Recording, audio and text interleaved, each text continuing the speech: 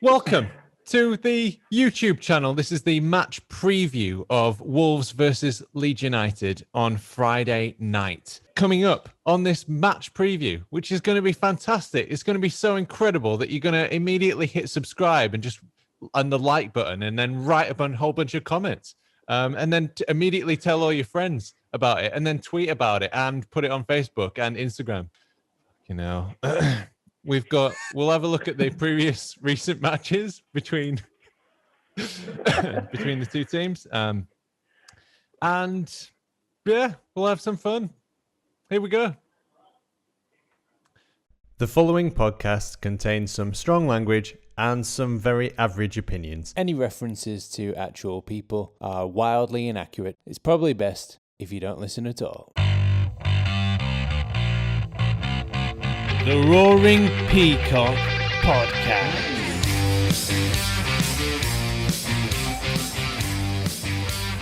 Welcome back to the Roaring Peacock Podcast. This is the match preview between Wolves and Leeds United in Wolverhampton on Friday night. Welcome. My name is Adonis. You know me as at the Adelites on Twitter. It's a very good hello from me. And joining us for this match preview, making his match preview debut, is Matty Ingham from LUFC Academy Central. There we go. Hi lads, thanks for having me again. Another debut. Yeah, there you go. You're making your senior appearance. And the stranger in our midst, the wolf amongst peacocks, Matt Cooper from Talking Wolves. Thanks for having me on, chaps. How are we all? You all okay? Yeah, I'm doing okay. Yeah. Good. We've been in lockdown Good. so long, we started a podcast. But apart from that, I'm all right. Has it got that bad? Right then. So our listeners know a lot about Leeds, so we'll start off with you, Matt. I'm glad you're called Matty, because otherwise it's going to start getting a bit. Because I can't call you Coops either. Otherwise, people start thinking we're talking about Liam Cooper. So, Matt, the Wolves, Matt. We're going to need to maybe MC. Hello. MC Wolf. There you go. MC will do, yeah. MC Wolf. MC Wolves. Sorry, Matt. Southampton won Wolves. That's all right, fella. Southampton won Wolves 2. Talk us through it. What happened? Oh, it's going to sound a cliche, but it literally was a game of two halves. The first half was just typical Wolves this season, absolute dross. Rubbish to watch. Midfield were just giving the ball away far too easily. The three centre-backs were completely disjointed, too far apart from each other, making stupid mistakes, and the front three were null and void. Went 1-0 down to a goal that was completely avoidable. It's a great finish from Danny Ings, but if you look at the passage of play and the way they build up, it's a calamitous, like one error after the other, and Wolves have been like that this season. And we're thinking as fans, Nuno's rested quite a lot of the players in the previous game on the Thursday against Southampton in the Cup, which was, for us fans, was the bigger game because we're safe in the league. We're not going to do anything. Whereas we've still got something to play for in the Cup. Now, I'm not saying we're going to win the Cup, but everyone loves a Cup run, don't they?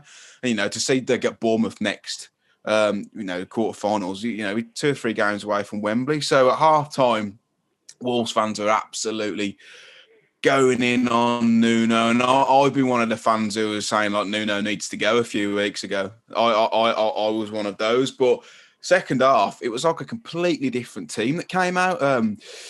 He switched the wingers over. He switched Adama onto the left and Neto onto the right, and Wolves pushed further up the pitch. And listen, I'm an easy man to please. All I want from my team is similar to how Leeds play, like press aggressively from the front, win the ball higher up the pitch, go at teams, take risks, because it's fun to watch. Yes, you might concede more goals, but with the attacking players that we've got, we're going to score goals. So we switched the wingers over, which drove them infield, which meant they were closer to Willian Jose up top, and it was really, really good to watch. And yeah, it's probably the best 45 I've seen from Wolves probably in the last 6 or 7 months, which doesn't really say much though.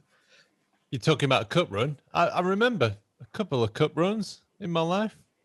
They were good. Unless you win it, though. We don't do cups. No. Well, got to the final in '96, but we won't go into that now. Matty, Arsenal 4, Leeds 2. Talk us through that. Well, similar to the Wolves game by the sounds of it, a game of two halves. We completely capitulated in the first half and gave ourselves no chance. And even though we put up a good fight in the second half, I mean, kind of just in vain, I think. Like, we're never getting anything out of the game. Maybe should have had a penalty, which would have made it very interesting. But even you're 3-0 down at half time and you're thinking, right, just go steady for the first 10 minutes. We conceded within 5 minutes again. So fully game over. And yeah, obviously proud and happy that we dug in and still put a good performance in for the later stages of the game. But it was never, ever going to be enough. So ultimately disappointing. I think Arsenal were a team that we could have taken points off. It was a close game, a little draw when we played at Ellen Road, and we should have won that game as well. I think we hit the post or bar like 3 times. So, yeah, frustrating. Going into the game, I thought we could go down there and take somewhat off them. And we just completely gave ourselves absolutely no chance. Stupid errors, a bit like Matt was saying about Wolves. I think Meslier, I will defend him. Like he's won us more points than he's lost us this season. That's for sure. He's a very, very good young goalkeeper. But that mistake with his feet is not. It's not down to experience. It's just a stupid error. It's just not thinking quick enough. It's just a bad error of judgment, and no goalkeeper of any age should really be making that mistake. If you're getting pressed and there's no pass on, kick it up the pitch. Boot it. I'm not one of them fans that goes mental about or gets nervous when we pass it around the back. I know I sit and watch it with my old man, and we'll pass it around the back and maybe like intricate passes near our own box, and my dad's like, get up the pitch, like just one of them old men that do stuff like that and say stuff like that. I'm not like that. I trust the players, but I think when you're getting closed down by Saka, just get it up the pitch. I just don't do anything stupid. But yeah, we gave ourselves no chance. Yeah, he's very calm, isn't he, Meslier? He's very calm. It's what we needed after the wild Kiko losing his fucking head like a crazy cat running around the house and knocking everything over. So, okay, lads. So Leeds 0, Wolves 1. Let's talk about that. Because MC, you were talking about your centre backs being far apart and it not being a very good defensive performance. You put in a fantastic defensive performance at Ellen Road. One of the best low blocks I've seen. Yeah, that's probably one of the best defensive performances we've had all season. In recent games, you could drive a fucking bus between our back three, but at the minute, but that Leeds game, it was. I remember watching the first half and thinking defensively sound. Everything else is just like it's a shambles. Like there's just no fluidity. There's no dynamism in the middle or up top. But the game plan was to suss Leeds out for the first 45, and I get that, like you do. And Leeds are such an energetic side, and we're really not. So I think it was just typical Nuno, sit and park the bus for 45, try and pick them off in the second half. And that game, they brought Max Kilman in out from the dark, really. Not really played that much this season before that. And he did exceptionally well. And that was one of the games where the game plan worked and we defended really, really well. And I know that we miss Jimenez and Jimenez scored that game, but if memory serves me correctly, we were really struggling even when we had Jimenez, and a lot of fans are just saying this season is because Jimenez has been injured and blaming that for what has been an exceptionally underwhelming season. But we were poor when we had him. Like the amount of chances that we create is so low and so little purely because of the way we set up and the philosophy that we play. So that's why it was nice to see against Southampton that, although it took us till we 1-0 down, to take the game by the scruff of the bollocks and say, like, right, we're going to have a go here, we're going to do it. And we've got the players there. Like Neto is, and Adama on his day, Neto is probably one of the best wide players in the league. He's absolutely phenomenal. So utilise them. But yeah, that game was a great result, 1-0 at Leeds, because I know at the time you lot were either blowing teams away or being blown away. It was like, you never know what you're going to get. Yeah. It must be exciting though. It must be exciting to watch. It is, especially in our first year back. I mean, it's the first time I've ever watched us in the Premier League. So I don't want to be a West Brom that come up and That's what makes me No one laugh wants to when we be a get fucking stick. West Brom, mate. That's what makes me laugh when we get stick, though, because people go on about, oh, we need to tighten up, or we're naive, whatever. So the alternative is set up like West Brom, and look where they are. Like, it just makes me laugh. Yeah. But when you said about the Wolves' defensive problems, about them being nowhere near each other and being able to drive a bus through them, I was going to say to you, like, when did that start? Because I've watched you a handful of times this season, and that was one of them being obviously at Ellen Road, and it was so good. We can break it down. We've swapped and changed quite a lot of players, and this season we've gone from first time ever we played a 4 at the back, and that was never ever the plan. Like, they brought Semedo in from Barcelona as a right wing back, and then 5 or 6 games in, changed to a back 4 where as a right back he doesn't look good. It's like buying a fucking bath and a sink and then deciding I'm going to do the living room up instead. It just doesn't make sense. Like, stick to what you've bought. Like, stick to the way we play, and we look so much like we look sturdier with a back 5. Well, we look more potent going forward in a back 4, but the centre halves that we've got are not good enough to play in a 4. So that's Cody, Sayis, then Duncan. There's probably only Bolly who's a recognised centre back really who is good enough to play in that back 4. Because when you play 3 midfielders in the back 3 like we do now, they can get away with it because they're not exposed. They get protection from the midfield pivot. But when it's the back 4, it's fucking leaky, mate. It's so leaky, but what can you do? We need to strengthen, man.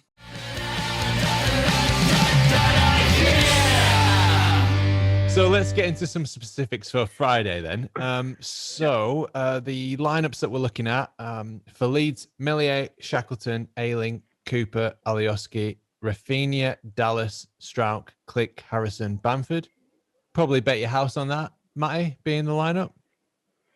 Yeah, I don't know what Phillips' situation is. I don't know if he's going to be fit.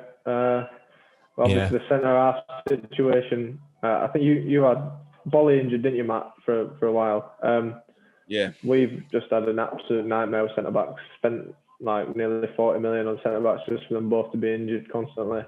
Yeah, players out for Leeds would be Llorente, Berardi, Rodrigo, Forshaw, Paveda, Koch, and probably Phillips. So quite a few. And players out for Wolves, MC, would be Podence, Bolly, and Jimmy. Jimenez. Yeah. I think that's probably it at the minute. You never know. Like, we're coming to a press conference on a Wednesday or a Thursday now, and Nuno will be like, "Yeah, we got 4 out again." It's like, fucking hell, like they were fit last week. What's going on? Right. So this season, the past couple of seasons, we've been extremely fortunate with injuries. Like, we've barely had any. Whereas this season, it's like, I think we've kind of banked up all our good luck and fucked it all in a season. So I expect us to play with the 5 at the back. And to be honest, I expect us to be unchanged. So it'll be Patricio in goal. Back 5 of Johnny, who's come back recently and just slotted in unbelievably. Such a good player.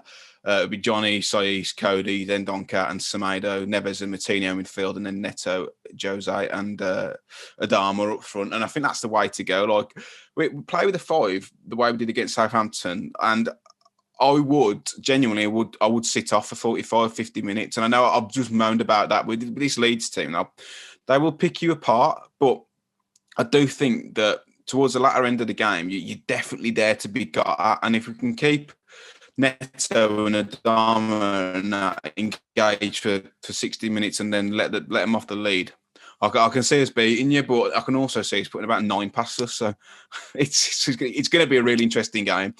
I think it's going to be a bit of a chess match between Bielsa and Nuno. I can see it being similar to the Ellen Road game. It probably is as much as people might criticise for being boring. It's probably just the best way to set up against us. We struggled against low blocks in the Championship for quite a long time.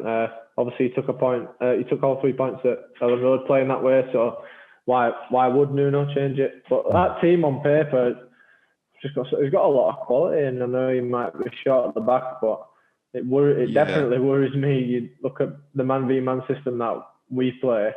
Traore, Neto, Semedo, Johnny, they're all players that can go past players. So, I think you need to set up with a pragmatic approach against Leeds anyway. And people say they're a newly promoted team, but a very good side. They're very well drilled, and they will just run you over if you let them. So, like I said, I've just criticised him for being pragmatic against teams. But I think with Leeds, you've got to for at least 55, 60 minutes, and then have a go. What I do criticise him is being pragmatic against Chorley in the FA Cup. That is completely unacceptable to have one shot on target from 45 yards against a team full of plumbers. That is something I won't accept. But sitting back and containing and hitting Leeds on the break is something I will, because that's the way you're going to beat them. Well, at least you didn't lose 3-0 to Crawley, MCA. Okay, so we've gone through the recent matches. We've gone through our previous meeting. We've looked ahead at the lineups and the injuries. You should have everything you need in your armor to make a score prediction. This is the first time both of you have played, so I'll let you know the rules. You get 1 point for predicting the correct win, draw, or loss of the correct result. You get 2 extra points for the exact scoreline. You get an extra bonus point for naming goal scorers. But to stop you gaming the system and naming every player in both squads, you get -1 point for every incorrect goal scorer. So with all that in mind, MC, what is your score prediction? I'm going to go with 2-1 Wolves. I'm going to go Bamford to score for Leeds, and for Wolves, I'm going to go with Pedro Neto and Ruben Neves. I'm never going to go against Wolves. I'll never go against them. Even if we were playing prime Barcelona from 10 years ago, I'd still favour Wolves. So yeah, 2-1 Wolves with those scores. All right, Matty? I'll go 3-1 Leeds. Bamford, Click, and Harrison, and Neves for Wolves. Okay. There's only 2 players in the league since the turn of the year who've got more goals than Neves. I mean, granted, 3 have been from the spot, but that's why I said him. Anymore, mate. He just tap-ins. He changed his game. He went ages, didn't he, where he hadn't scored a goal from inside the box. It was mental. I mean, he was so good to watch in the Championship. In the Championship, he was the best player in the league by an absolute buzz ride. And I've never seen someone in that season shoot from distance and hit the target so consistently. And he put him in the Prem, and it's his conversion rate must be under 3%. Because as soon as he gets it on the turn, everyone's like, shoot. Even he could be in the car park outside and people are telling him to shoot. But it's he never hits a target anymore. So, I don't know what's happened to it. To give you an idea of what to expect with your scores, the current totals for the Roaring Peacock team is -5. And the opponents have a whopping -8. So we're absolutely smashing them, Matty. I believe the trick is not to name any goal scorers. But I'm happy you both named Bamford, because he'll be my captain for this week in my FPL team. He'll be his own captain as well, I think. Yeah, probably. So that's pretty much all we've got time for. So I'll just ask everyone, how do you think Leeds have done this season? What have Leeds looked like from your perspective? From my perspective, I mean, you got to take the first game of the season against Liverpool. You went toe-to-toe from. I know you lost the game in the end, but you could see the way they were going to set up and the way they were going to play was quite refreshing. And like Matty said earlier, you can set up like West Brom and just be boring and probably still beat Wolves. But a lot of promoted teams just do come up and shut the shop and just try and get as many points as on the board any way possible. So it was really refreshing to see Leeds come up and play this expansive brand of football.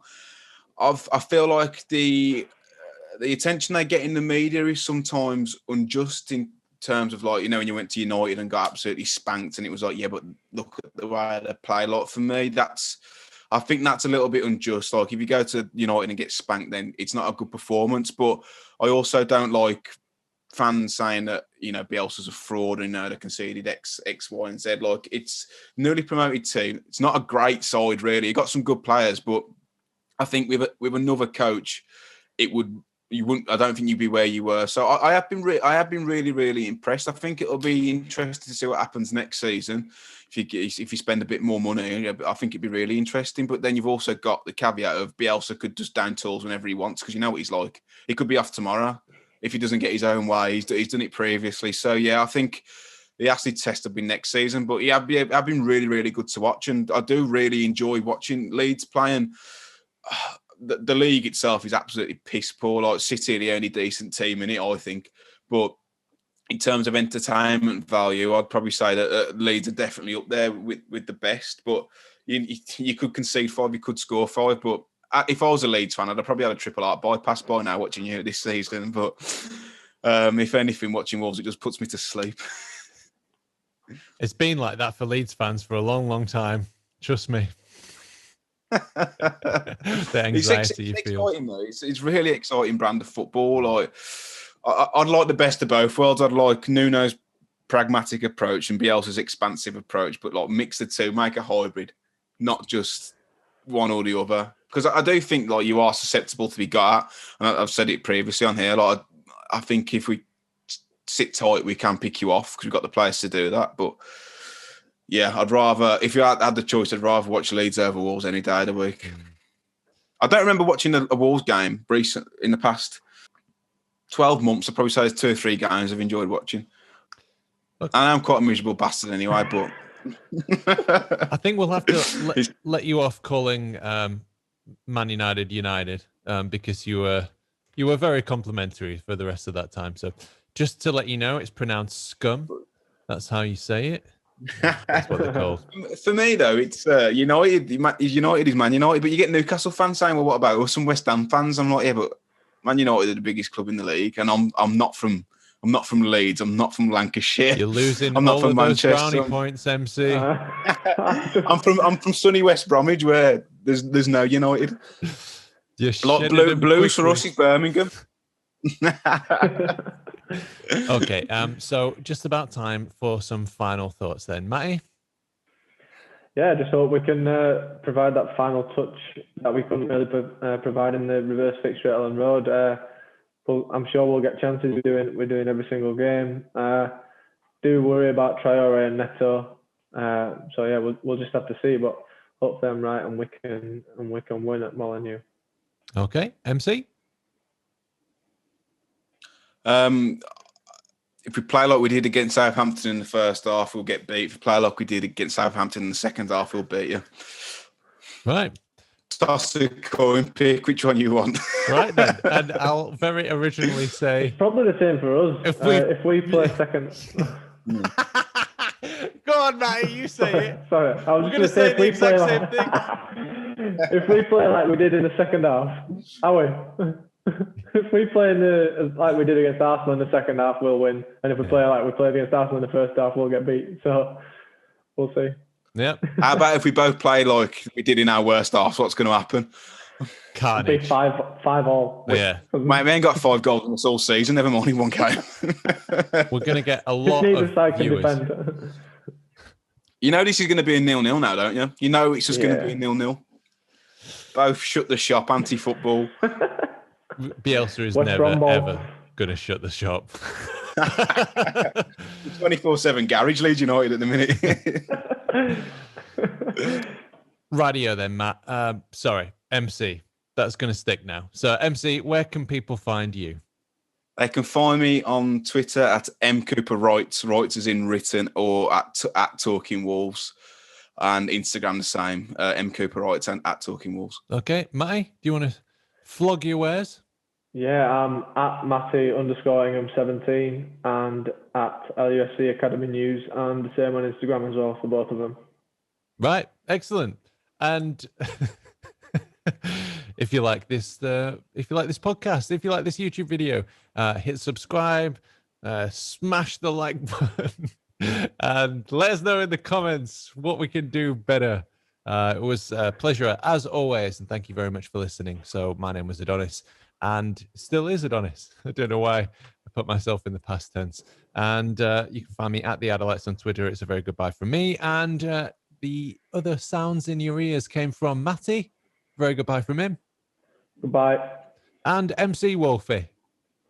Ta-ra.